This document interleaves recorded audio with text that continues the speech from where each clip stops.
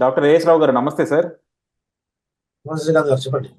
Sir, Telangana already మీకు state elections అయిపోయి ఇప్పుడు సెంట్రల్ ఎలక్షన్స్ వస్తున్నాయి, పార్లమెంట్ ఎలక్షన్స్ వస్తున్నాయి. సో ఈ దాదాపుగా 100 రోజులు అయిపోయినాయి. సో 100 రోజులు అంటే మనం జనరల్గా కూడా తీసుకోవాల్సింది ఏంటంటే ఒక రెఫరెండంగా కూడా తీసుకోవచ్చు. అందులోనూ కాంగ్రెస్ వాళ్ళు రేవంత్ రెడ్డి గారు ఏం చెప్పారంటే మేము 100 రోజుల్లో ఇన్ని అమలు పరుస్తామని చెప్తా ఉన్నారు. సో దానికి నిన్న కేటీఆర్ గారు కూడా 100 రోజులు అయిపోయింది, మీరు అమలుపరిచిన హామీలు ఇయ్యి అని చెప్పి కూడా ఆయన ప్రశ్నించారు. అండ్ రేపు పొద్దున ఎలక్షన్లు వచ్చేస్తా ఉన్నాయి. ఎలక్షన్స్ లో ప్రజలు ఎలా చూడబోతున్నారు సార్? అంటే ఈ 100 రోజుల్లో రేవంత్ రెడ్డి పాలనకి రెఫరెండంగా ఇది చూస్తారా, లేకపోతే రేవంత్ రెడ్డికి మనం బొటాబొటి మెజారిటీ ఇచ్చాము, మళ్ళా రేవంత్ రెడ్డికి మొత్తం ఎంపీలు ఇచ్చేసి ఆయన స్ట్రాంగ్ చేసేసి రేపు 5 సంవత్సరాల్లో తెలంగాణని ఇంకా అభివృద్ధి చేసుకునేలా చేద్దాం అన్నట్టు చూస్తారా? ఎలా చూస్తారని మీరు అనుకుంటున్నారు సార్? రేవంత్ రెడ్డికి మళ్ళీ మనం ఇది చేస్తే ఎంపీ ఇస్తే ఈరోజు చూడండి, ఈరోజు శ్రీరామనవమి. ఈ రోజు రామనవమి యొక్క శోభయాత్రని పోలీసుల ద్వారా అడ్డుకోవడానికి ప్రయత్నించారు. పర్మిషన్ ఇవ్వలేదు. ఎందుకు ఇవ్వలేదంటే ఈ రోజు ఎంఐఎం పార్టీ యొక్క దేశద్రోహులు, ఎంఐఎం యొక్క కుక్కలు రేవంత్ రెడ్డి సంకలనం చేయరు. రేవంత్ రెడ్డికి ఏం కావాలా? రేపు మైనార్టీ ఓట్స్ కావాలా? రేపు జిహెచ్ఎంసీ ఎలక్షన్స్ వస్తున్నాయి, మళ్ళీ వాళ్ళు కావాలా? మొన్నటి వరకేమో ఇద్దరు వైరంగా ఉండి అరే ఆర్ఎస్ఎస్ కట్టిల్లు అని పుళ్ళు అని చెప్పేసి రకరకాల విమర్శించినాడు, రేపు పక్కన కూర్చొని సలవాళ్ళకు అంటున్నాడు. అలాంటి కార్యక్రమాలు చేస్తున్నాడు. అంటే కానీ ఎంఐఎం మాత్రం ఎవరు గవర్నమెంట్ లో ఉంటే వాళ్ళ సంఖ్య ఎక్కేస్తారు సార్. ఎందుకంటే ఒక్క తెలుగుదేశం తప్ప అక్కడ కాంగ్రెస్ తెలుగుదేశమే మొత్తం పచ్చడి చేసిన తెలుగుదేశం. అవును, ఎన్టీఆర్ గారు గతంలో మత కల్లోలాలు సృష్టించి ఓల్డ్ సిటీని మొత్తం ఎప్పుడు చూసినా కర్ఫ్యూలు ఉంటుండే. తెలుగుదేశం పార్టీ వచ్చిన తర్వాత ఈ పైన వాళ్ళని రౌడీ షీటర్లని, ముఖ్యంగా ఎంఐఎం కుక్కలని ఇబ్బలు కొట్టి సాక్షాత్ వాడి అసదుద్దీన్ ఓవైసీని రోడ్డు పైన కుక్కని కొట్టినాం.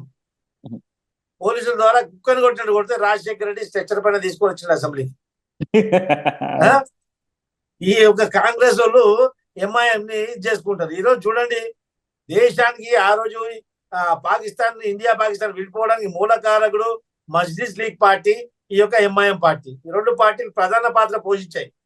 అలాంటి దుర్మార్గులతోటి ఈ రోజు రాహుల్ గాంధీ అక్కడ అమేథీలో గెలవలేడు. రాహుల్ గాంధీ గెలుస్తుంది ముస్లిం లీగ్ పార్టీ. ముస్లిం లీగ్ పార్టీ తోటి ముస్లిం లీగ్ పార్టీ తోటి కేరళలో ఒప్పందం చేసుకుని వాళ్ళ ఓట్ల ద్వారా గెలుస్తున్నాడు. ఈ రోజు కేరళలో పిఎఫ్ఐ అనేది ఉగ్రవాద సంస్థ ఒక స్పీడ్ గా పెరుగుతుంది. అలాంటి ఉగ్రవాదుల ఓటుతో రాహుల్ గాంధీ గెలుస్తున్నాడు. రాహుల్ గాంధీ ఒక తాతలు ముత్తాతల జమానా నుంచి అక్కడ యూపీలో పోటీ చేస్తున్న దగ్గర ఎందుకు పోటీ చేయట్లేదు? రాయ్బరేలీ నుంచి సోనియా గాంధీ కూడా పోటీ చేయట్లేదు, రాజ్యసభకి వెళ్ళిపోయింది. రాహుల్ గాంధీ కూడా అక్కడ ఓడిపోయింది కాబట్టి పోటీ చేయట్లేదు. గతంలో ఇప్పుడు పోటీ చేస్తాడు ఆయన. కాంగ్రెస్ వాళ్ళు ఏం చేస్తున్నారు? ఈ రోజు ఈ ఉగ్రవాద సంస్థల పైన డిపెండ్ అవుతున్నారు. నేను ఒక హైదరాబాద్గా, నేను ఇక హైదరాబాద్ లో పుట్టి పెరిగిన, హైదరాబాద్ అనేది నా నగరం. దేశంలో ఎక్కడ ఉగ్రవాద కార్యకలాపాలు జరిగినా దాని మూలాలు హైదరాబాద్ లో దొరుకుతున్నాయి. That I'm not going to tolerate. నా నగరాన్ని పైన ఉగ్రవాదం చేస్తే నేను ఊరుకోను. It is insult for me also. నా బాధ్యత కూడా, ఒక పౌరుడిగా, ఒక రెస్పాన్సిబుల్ సిటిజన్గా నా బాధ్యత కూడా, నా రాష్ట్రంలో నా నగరంలో ఉగ్రవాద కార్యకలాపాలు ఉండొద్దని చెప్పేసి కోరుకోవడం నా బాధ్యత కూడా. అదే విధంగా ఎంఐఎంని అపోజ్ చేస్తాం. ఈ రోజు ఎంఐఎం పార్టీని మనం సంకలనం చేర్చుకున్నాం. ఎంఐఎం పార్టీ పైన పోటీకి దించిన ఫిరోజ్ ఖాన్ లాంటి నాయకుడిని, వేరే వాళ్ళని అందరినీ కూడా నువ్వు పక్కన పెట్టేసి మళ్ళీ వాళ్ళని తెచ్చుకున్నావు. What it mean? అదే పక్కకు పెడితే రేవంత్ రెడ్డి గారు 100 రోజులు అన్నారు, ఆర్టీసీ ఫ్రీ అన్నారు. ఆర్టీసీ ఫ్రీ వల్ల ఎంత లాస్ అవుతుంది సార్? ఎంత లాస్ అవుతుంది? మహిళలు ఏం చేస్తున్నారు సార్? పని లేని రోజు పొలాలలో ఇప్పుడు పని లేదు. మహిళలు ఏం చేస్తున్నారు? అక్కడ కూర్చొని ఇక్కడ వచ్చి ఇక్కడ ఛాయ్ తాగి మళ్ళీ పోతున్నారు బస్సులో, తెలుసా? ఇక్కడ వచ్చి సికింద్రాబాద్ స్టేషన్ లో దిగి మళ్ళీ ఒక టైం పాస్ చేసి ఇందిరా పార్క్ లో అక్కడ ఇక్కడ తిరిగేసి ట్యాంక్ బండ్ చూసి మళ్ళీ సాయంత్రం ఎక్కిపోతున్నారు బస్సు. ఏదో ఒకటి సార్, అంటే మహిళలకు కూడా రిలాక్స్ అవడానికి, స్వతంత్రం రావడానికి హెల్ప్ అయింది కదా ఏదో ఒక విధంగా చూసుకుంటే. ఏం స్వతంత్రం సార్? జెంట్స్ కి పురుషులకు అసలు సీట్లు దొరకట్లేవు. ఉన్నటువంటి సీట్లలో మహిళలు బుక్ అయిపోతున్నారు. రోజు కొట్లాట బస్ స్టాండ్లలో మహిళలు కొట్టుకుంటున్నారు. అది పక్కగా పెడితే ఒక వర్గం నుంచి నువ్వు డబ్బులు వసూలు చేసి ఇంకో వర్గం గీయడం, ఇది ఎక్కడ రాజకీయం? ఇది రాజకీయాలన్నీ అలాగే ఉన్నాయి కదా సార్. ఇప్పుడు జగన్మోహన్ రెడ్డి చేసినా, రేవంత్ రెడ్డి చేసినా, మోడీ చేసినా మొన్న ఇది కేసీఆర్ చెప్పిన ఖచ్చితంగా ఈ యొక్క రాజ్యాంగంలో సంస్కరణ అవసరం. ఈ పొలిటికల్ సిస్టమ్ లో చాలా చేంజెస్ చాలా అవసరం. ఇలాంటి ఫ్రీ బీస్ ఇవ్వడం వల్ల ఒక వర్గం ట్యాక్స్ కడుతుంది, ఇంకో వర్గం ట్యాక్స్ కట్టరు. ట్యాక్స్ కట్టిన వాళ్ళ డబ్బులు తీసుకొని వాళ్ళకు పంచడం ఏంది? ఇప్పుడు గతంలో నువ్వు రైతు బంధు పెంచుతా అని చెప్పావు, ఈ రైతు బంధే కట్ చేసావు కదా. 100 రోజుల్లోనే రైతు బంధు వేయడానికి డబ్బులు లేవు. రోజులో 200 కోట్లు అప్పు పుడుతున్నాయి, ప్రభుత్వం నడుస్తలేదు. కేసీఆర్ మొత్తం దోచేసాడు, ఇంకా అక్కడ ఇవ్వడానికి ఏం లేదు, అన్ని సర్దుకోవడానికి టైం పడుతుంది అంటున్నారుగా. దోచేసాడు నిజమే, నీకు తెలియలేదా ముందు వచ్చే ముందు? దోచేసాడు రా భయ్. మరి ఏం సంగతి? నువ్వు వచ్చినాక నువ్వు ఫస్ట్ అప్ప చెప్పేది ఉంటుంది, నువ్వు 6 గ్యారంటీ లాంటివి 6 గ్యారంటీలు ఎక్కడ పోయినాయి? గ్యారంటీ లేదు, వారంటీ లేదు, అసలు మొత్తమే గాయబ్ అయిపోయింది, మొత్తం ఏం లేకుండా పోయింది. 30,000 ఉద్యోగాలు అంటివి, ఆ ఉద్యోగాలకు జీతాలు ఇవ్వాలంటే కూడా నువ్వు అప్పులు చేసే పరిస్థితి ఈరోజు. సో ఇంకోటి ఏంటంటే కాంగ్రెస్ ఇంపాక్ట్ అనేది పెద్దగా పడేపోదు, ఎందుకంటే క్యాండిడేట్స్ కూడా అంత స్ట్రాంగ్ లేరు. క్యాండిడేట్స్ ఎంపీ స్టాండర్డ్స్ కూడా ఈ విధంగా రేపు రానున్న ఎంపీ ఎలక్షన్స్ లో 10 పైన డబుల్ డిజిట్ గా ఒకవేళ రాలేదనుకోండి కాంగ్రెస్ కి ఎంపీలలో, రేవంత్ రెడ్డి భవిష్యత్తు ప్రశ్నార్థకమే. ఎందుకంటే ఆల్రెడీ కుర్చీకి అటో కాలు పట్టుకొని లాగడానికి రెడీగా ఉన్నారు కాంగ్రెస్ నాయకులు. ఎంపీ ఎలక్షన్స్ లో సింగిల్ డిజిట్ వస్తే, డబుల్ డిజిట్ వస్తేనే ఖచ్చితంగా రేవంత్ రెడ్డి కుర్చీ మీద కూర్చోగలుగుతాడు. ఒకవేళ సింగిల్ డిజిట్ వస్తే ఆయన కుర్చీకి కాలు సింగిలే ఉంటుంది, అప్పుడు మిగతా కాలాన్ని పీకేయడం జరుగుతుంది. ఇక మనకందరికి తెలుసు సింగిల్ కాలు పైన కుర్చీ కూర్చోనికి రాదు. కానీ అంటే సర్వేలు ఏం చూస్తున్నా సరే మళ్ళీ కాంగ్రెస్ కి మెజారిటీ వస్తున్నాయి అని చెప్తున్నాయి పార్లమెంట్ ఎలక్షన్ సీట్లు. మెజారిటీ వస్తాయంటే వాళ్ళు ఖచ్చితంగా ఒక హామీ ఈయనకే పరిస్థితి లేదు. ఎందుకంటే కాంగ్రెస్ కూటమిలో ఎంపీ ఎలక్షన్స్ అంటే అది ప్రైమ్ మినిస్టర్ సెలెక్ట్ చేసుకోవాలి, పార్లమెంట్ సంబంధించిన ఎలక్షన్స్ అవి. ఇప్పుడు ప్రైమ్ మినిస్టర్ క్యాండిడేట్ ఎవరు అనేది, ఇప్పుడు ఇండియా కూటమిలో వాళ్ళు కాంగ్రెస్ కూటమిలో ఎవరు ప్రైమ్ మినిస్టర్ క్యాండిడేట్? ఇప్పటి వరకు ఆ కూటమి అంటే ప్రతిష్టంగా కాలేదు. ఇప్పుడు మమతా బెనర్జీ లాంటి వాళ్ళని పిచ్చి మొక్కలను పెట్టుకుంటే అది ఒక రోజు వస్తుంది, ఒక రోజు పోతుంది. లాలు గారు ఒక రోజు వస్తాడు, ఒక రోజు పోతాడు. నితీష్ కుమార్ ఒక రోజు చేరుతాడు, ఒక రోజు వెళ్ళిపోతాడు. ఇలాంటి చేరికలు పూడికలు జరుగుతున్నాడు, ఇప్పటికీ అదే జరుగుతుంది. వాళ్ళకు ఒక కూటమికి ఉమ్మడి మేనిఫెస్టో కుదరలేదు. ఎన్ని పార్టీలు ఉన్నాయి, ఆ పార్టీల ఒక ఇది కంక్లూషన్ కూడా రాలేదు బయటికి. సరే ఎవరితో పొత్తులో కూడా కాంగ్రెస్ ఒకటే పోటీ చేసినా అది కూడా లేదు. మరి ప్రైమ్ మినిస్టర్ క్యాండిడేట్ కూడా అది కూడా లేదు. ఇక్కడ చూస్తే ఎన్డీఏలో prime minister candidate Narendra Modi అని క్లారిటీ ఉంది. వీళ్ళు చేసిన కార్యక్రమాలు చెప్పుకుంటారు, వీళ్ళు చేసే కార్యక్రమాలు చెప్పుకోవడం కాక వీళ్ళు చేసిన డిజాస్టర్ వీళ్ళు ఎత్తి చూపిస్తుంటే దానికి కౌంటర్ కూడా ఇవ్వలేకపోతున్నారు. వీళ్ళు దాంట్లో ఫెయిల్యూర్ అవుతుంది.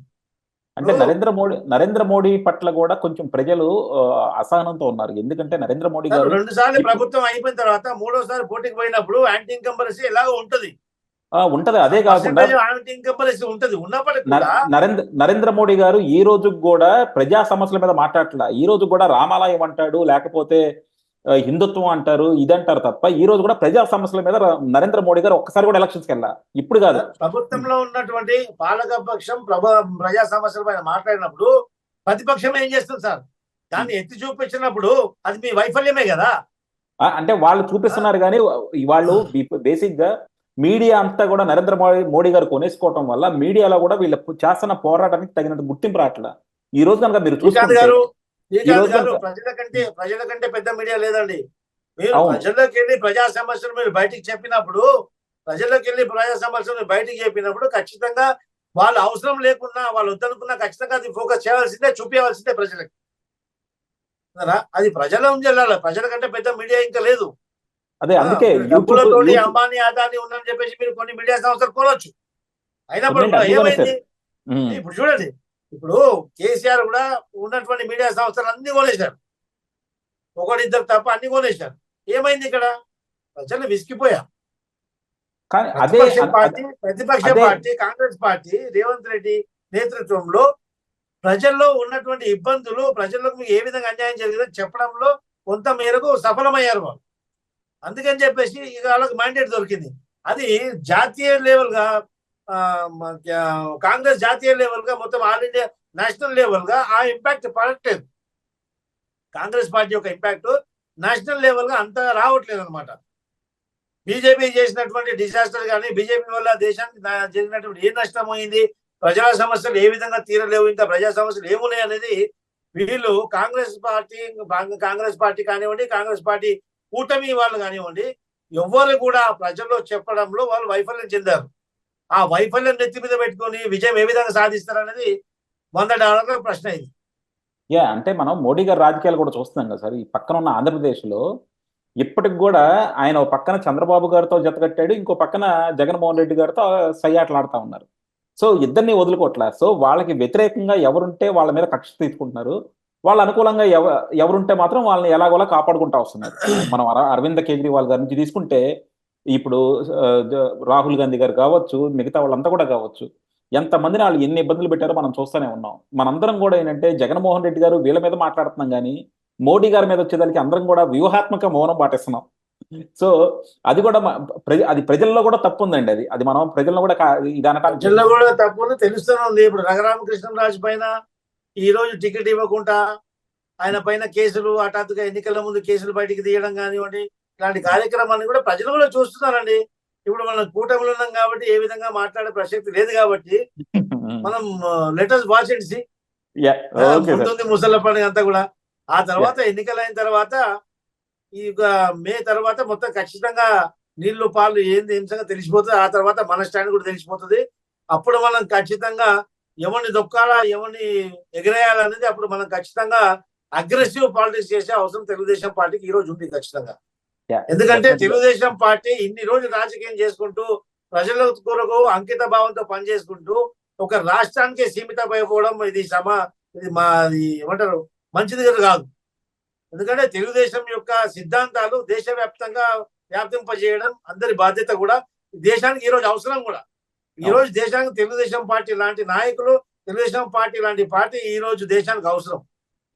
డెవలప్మెంట్, వెల్ఫేర్ కలిసి రెండు జోడెద్దుల్లాగా నడిపించగల పార్టీ కావాలి మనకి. ఒక విజనరీ డిసిజన్ తీసుకునే పార్టీ నాయకుడు ఖచ్చితంగా అవసరం. చంద్రబాబు నాయుడు గారు ఖచ్చితంగా చెప్తాం, ఈ రాష్ట్రాన్ని వదిలిపెట్టండి, మీరు దేశవ్యాప్తంగా మీరు జాతీయ రాజకీయాల్లో ఖచ్చితంగా వెళ్ళండి అని చెప్పేసి ఖచ్చితంగా చెప్పడం జరుగుతుంది. ఈ ఎన్నికల తర్వాత తెలుగుదేశం పార్టీ వ్యూహం కూడా మారుతుందని చెప్పేసి నమ్మకంతో ఉన్నాం. Okay, thank you sir, thank you very much sir.